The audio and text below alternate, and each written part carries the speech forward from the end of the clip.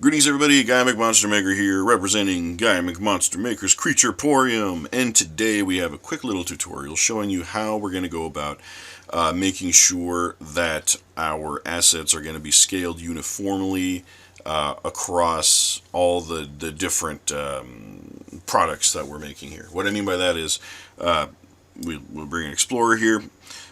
All of these pieces are for various statues that are all output at the exact same size, and in this case it's 8.5 inches, so these are the Slasher mini busts. Now, in order to make sure that they are all exactly the same size, we create what's well, I don't know that there's an actual word for it. It's just, I call it a reference height cube.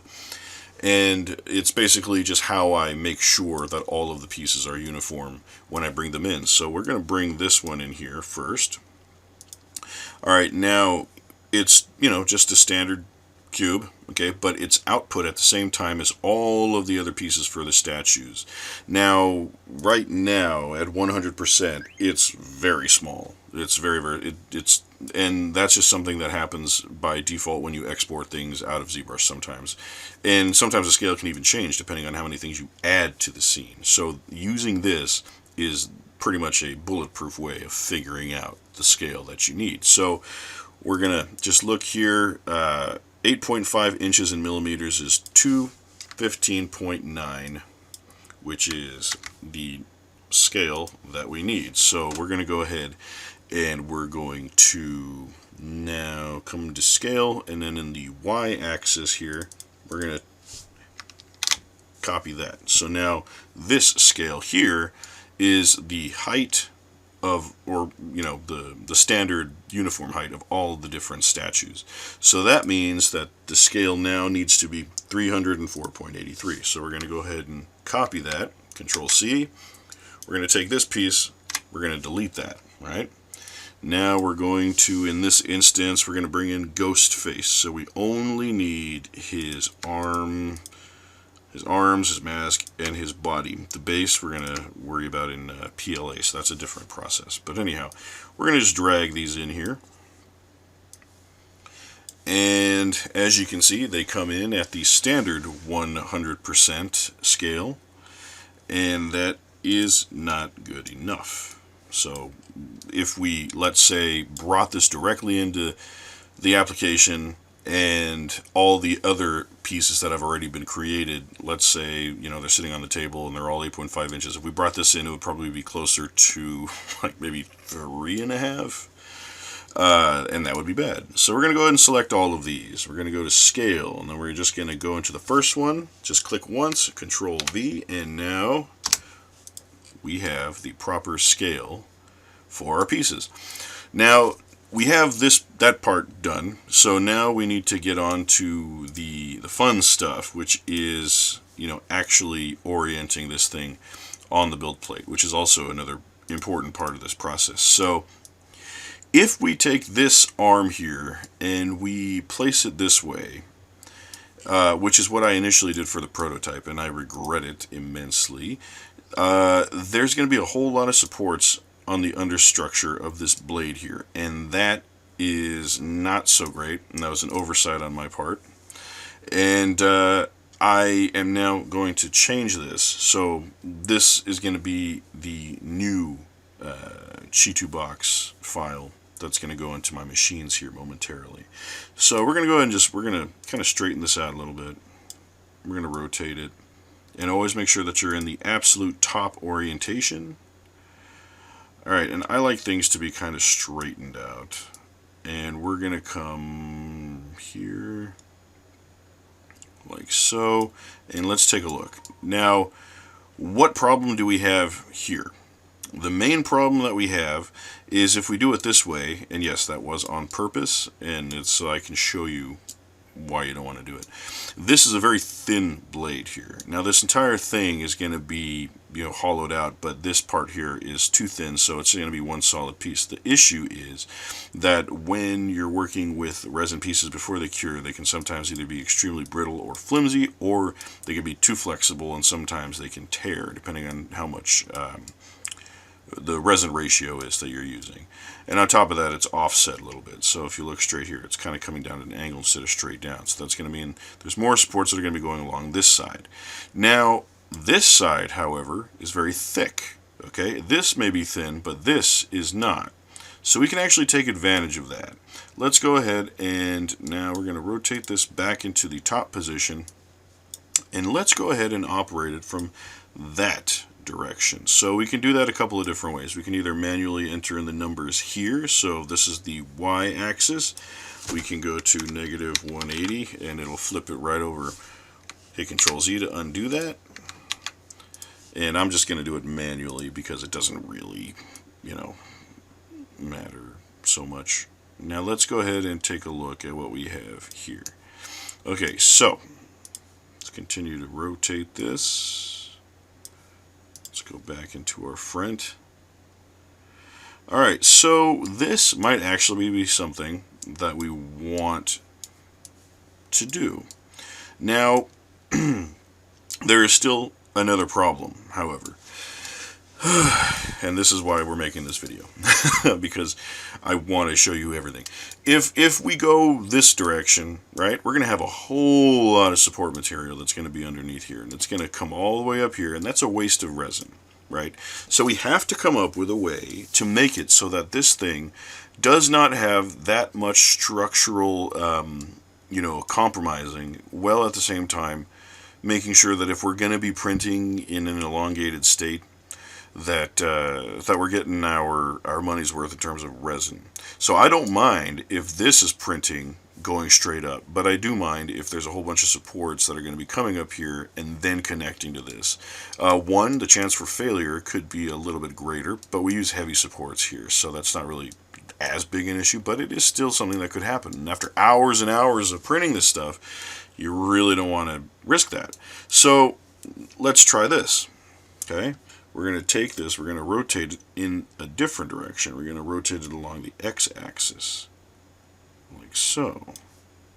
Now, when we go to the left, alright, now this, on the other hand, is a little bit more doable. The issue, of course, again, is that we have the blade here still needing supports. However, they're going to be generated between this and this. So what that means is there is a greater chance that that the supports are going to be very thin and spindly, so we can take our little clippers and we can just clean along the edge here. Now another thing that we could do really quick is we can take this and we can just rotate it like so. And what that's going to do is it's going to put a whole lot of supports here, right? Or at least, a good amount there. And since this is at a ramp, you're probably not going to need much support in these areas here. Now, take that with a grain of salt, because the algorithm that does all this stuff, it could do whatever the hell it wants. So let's take a look at what that's going to look like first. So let's start to orient these pieces first, and then we'll worry about the support placement and things like that. So let's go ahead and rotate this one, and we're going to just move it here. Okay, now click off and then click back on and drag, and it will automatically move back to translation, and then double click and it will go back to rotation. Okay, so that again, I don't know that that's necessary, all of these supports that are going to be right here. So we're going to go ahead and take that again. We're going to rotate it. Nope. Be very careful when you're doing the rotation. We're going to rotate it down like so. Right about there. Okay. Now go back to the top. And another reason why I want to show this to you guys is because so many people do not respect the entire process of creating a statue. And it's not like this is, at this stage, we're not doing hobbyist grade work here. This is a product, we need to get it as, optimized as we can, because, I mean, there are people, yes, they'll, go to these websites and they'll download stuff, and just print it on their little machines, and, it may come out nice, it may come out looking like crap, and then they call it a day. We don't have that luxury. Every penny counts here. So let's go ahead and make sure that we are printing properly and, as cleanly as possible. So now we come to the top, and for this piece, we're going to rotate it up, okay? And it's always best to do it at a straight angle if possible. Okay, so now we have this piece here. Rotate that. Nope. We want to rotate it along the Z-axis right about here, and then we'll drag it off. We just want to make sure that it's still within the bounds of the printer. And there we go. Alright, that should definitely do. Now there's obviously going to be a lot of post-processing work that we're going to have to do along here, and I'll make a video showing how to do all that stuff at a later date. Alright, so now that we have these pieces the way that we'd like them, we're going to go ahead and select all of them. We're going to go to Prepare, we're going to go to Hollow, and I like to set this to 20%. Excuse me. Hit Apply, and now it is, excuse me. And now it is doing its calculation, and we are hollowing out the piece. Even the mask, which may not necessarily be necessary given the size of it, but it definitely helps in terms of the weight. And one thing that we here at the Chitubox are extremely proud of is creating highly detailed pieces that can be shipped very affordably pretty much across the globe. So let's go ahead and check this out. Alright, everything's looking good. And now we're going to go ahead and we're going to go to Dig Hole. I'm going to set that off to the side here, and then we're going to create the vent holes that we need. Now, normally you want to do this, obviously, where you cannot see the holes. You can always patch them up at a later date. Later time once you're done building them. Okay, but always put them where you can't see them. So because I want this to be able to fill up all the way and then drain out, I'm not going to worry about putting any up here or here. Because as hollow as it is, it's going to basically be one giant reservoir, and then I can shake it and empty it out. So only put extra vent holes in the tops when you are basically creating something that's a little bit more dense. Now over here, I'll put one there if we can. It's very finicky. And we'll just put one there. There we go. It's very small, so we don't really need to worry too much about. And we'll do one more. Okay. And the reason why we put extras, just in case, is because of how small it is. Typically there is a little bit more of a suction force when there's less interior volume, and therefore it can be a little bit difficult getting the fluid out, effectively, but usually the curing process will take care of that. It evaporates out. Okay, so now we are going to do the same here. We're going to do one right about there. We'll do one there, and we'll do one there. And that should be enough.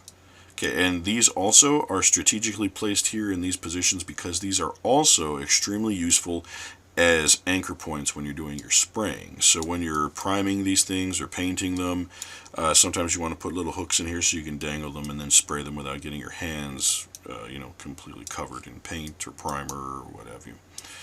Alright, we're going to do the same thing here. And the reason we're picking these spots is because as the water runoff starts to flow out, it will immediately just catch here and just start to drop straight out of the piece. Alright, so now we're going to close that. make sure they're still selected. We're going to go to support. And here we have our support structures about to be generated. Excuse me. Now, I like to use heavy supports, especially when I'm working with pieces that are kind of organically complex. You can get away with using the standard or default and then putting some heavy strategically around here, but the way in which I post-process prepare these things, I find that it's just as okay using the heavy ones. So yeah, that's what we're going to use, and all we really need to do is hit all. And now we're going to take a look at how it wants to generate these supports, as I was saying. So we can see automatically there are some supports being generated for the mask. Next up, the other arm. And now the body. And then lastly, our knife-wielding arm. Okay, so as I predicted, there is just a small amount of support here compared to the last time that I went ahead and I made this. So what we're going to do is we are going to manually remove some of these and then replace them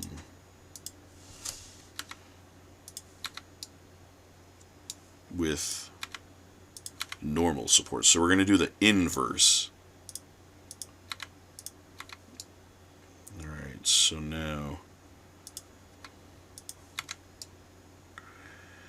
we're going to come in here. I do not care about this side. This can totally be heavy supports. That's fine. Now we're going to go to default, and we're going to drag this down. And we're going to reinstall these supports. So every once in a while, you do have to do some sort of manual work like this. Now here, I really don't know that it's necessary to even have supports, because this overhang is not quite that steep compared to the rest of it. So you know what? Just to play it safe, I will put one there. Alright, just for good measure, one more. Okay, now that should be enough. We should be good. Alright, now let's go ahead and take a look at the rest of this. And yeah, there's a lot of supports on this piece right here. And here. But I mean, you can't really avoid it sometimes. And at least it's in the back. So that's another thing that you want to pay attention to. Make sure that when you are creating these things, all of the support pop marks and things are either going to be where you can't see them, or initially like where they're kind of hidden. And then obviously the post-processing work is going to have to be done in order to get these things looking 100% correct. But that's really not a big challenge. Okay, so now all I'm doing is I'm just kind of coming around here and I'm just making sure that I'm not missing anything, and it doesn't look like it. Alright. Now, one thing we can do, I mean, we can come in here and we can manually remove some of these. But they are necessary. Alright. We're not going to worry about that right now. Okay. Alright. Sorry. Okay, so now we're done. We're going to go to start. And we have our pieces already all laid out and prepared. Now we are going to go to slice. And it says, the model has exceeded the printing platform. Do you want to continue? Yes. Before I do, though, I'm going to hit cancel really quick so you can see what's happening. So what is out of bounds is essentially just the brim of the raft that the pieces are sitting on. That's all. And that's perfectly fine. So don't worry about that. Now, if one of the actual pieces itself was in red, or if the support pieces were in red, then you'd be in trouble. But that's, yeah, we're not worried about that. So now we're going to go to yes, and there we go. Now it is doing its calculation, and we're about to save. Alright, so now we have it all calculated up, so now we just got to go ahead and take a look at the slicing process, and it'll show us everything here. So it starts with that, works our way up, and what we want to pay attention for is to see just how much of this knife is going to be created. Yeah, see, it doesn't look like there was pretty much any need for supports here. Mostly just here, as we can see. So when you come down here, see the overhang? There really isn't one. So we actually might have been able to get away with not even nope. We would have needed a support there. See how it connects really, really minutely. Watch. One layer. There we go. Right there. So, yeah. We could have gotten away with probably just that one support right there, actually. But, that's okay. No problem. Alright. So, there we go. We should be good to go. Whole thing is ready, and now we just hit save and we're done. So we're gonna save that in my